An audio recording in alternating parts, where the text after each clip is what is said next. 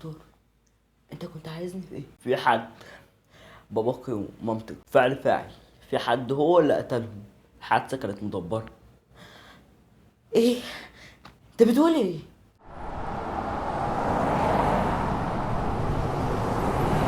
هتجنن يا محمد. مين يفكر ان هو يأذي بابا وماما؟ وليه يعمل كده؟ معلش، كل حاجة وليها حل. اكيد هنعرف مين هم اللي عملوا كده او مين هو اللي عمل كده، وهيتجاب.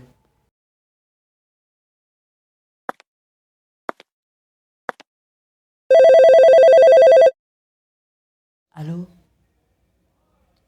طبعا على طول. هاجي على طول. تمام. انت عارفه احنا ليه جايبينك هنا، صح؟ ايوه انا عارفه انتوا ليه جايبيني هنا. بصي، عايزك تحكي كل اللي انت عارفاه، تمام؟ من غير توتر ولا خوف. هو باباكي ومامتك ليهم اي عدوين؟ او لو حتى مفيش، اتخانقوا مع حد قبل كده او في اخر فتره مثلا؟ بالعكس، بابا وماما ما كانوش بيعملوا مشاكل مع اي حد، كانت الناس بتحبهم. تمام، انا كده خدت التقارير اللي انا محتاجها. تقدري حضرتك تقدري وتمشي.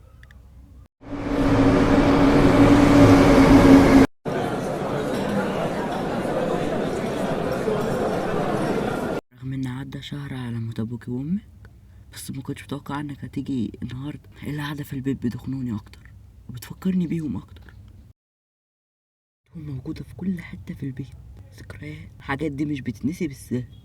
ايوه طبعا، مش بتتنسي بالسهل، بس انت هتقدري تعيشي حياتك بعد كده. فتره وهتعدي والله، صدقيني. يلا عشان ورانا محاضره، والدكتور ده اصلا مستقصدني.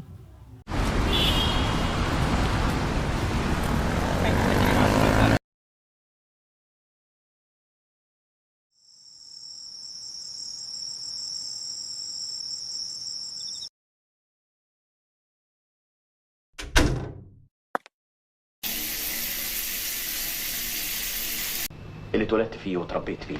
محسوبك سرحان البحيري بحيري؟ من فرقاص. الو. انا واحد مجهول، عاوز اساعدك عشان تعرفي مين قتل ابوك وامك. انت بتقولي انت مريض؟ جربي تدوري تحت السرير بتاع ابوك وامك، ممكن تلاقي حاجه تفيدك. لو لقيتك بترن على الرقم ده تاني هشتكي لمباحث الانترنت.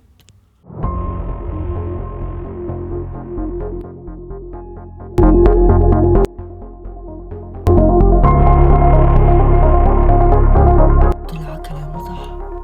ازاي بابا ماضي على نفسه شيكات؟ الحقني، في نصيبه. واحد كلمني برقم معرفوش، قال لي ان هو ممكن يساعدني ان اقدر اعرف مين اللي موت بابا وماما، وقال لي دوري تحت السرير. فعلا دورت تحت السرير ولقيت ان في شيكات بابا ماضيها، معرفش ماضيها فين وازاي وليه، ومعرفش مين الشخص اللي رن عليا ورن عليا ليه وعرفني ازاي. مين الشخص ده اصلا؟ معرفش. المشكله الاكبر ان بابا ماضي على نفسه شيكات ب500,000 جنيه. امتى وازاي ماضي على نفسه الشيكات دي؟ وازاي ما قالناش حاجه زي كده؟ ممكن تهدي؟ انا هبقى اشوف الموضوع ده. تمام. شكرا بجد على كل حاجه حلوه.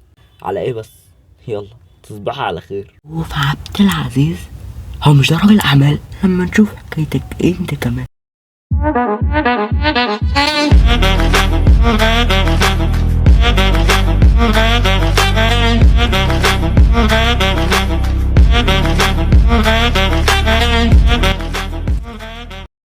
طلع رجل اعمال في منتصف الخمسينات من عمره، متجوز ومخلف.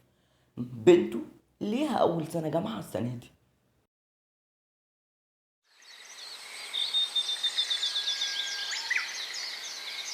صباح الخير.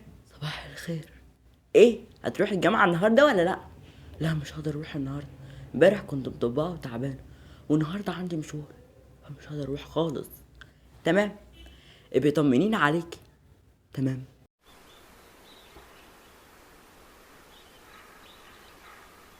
كل ده حصل لحمدي يا بنتي؟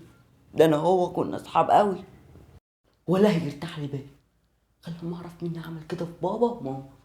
كان عاوز يموتنا كلنا، واختي اللي بين الحياه والموت. وكده كان من اعز الناس على قلبي. يلا، الله يرحمه بقى. معلش، جات لي مكالمه هرد عليها وابقى اجي. تمام. تمام، براحتك، خد وقتك.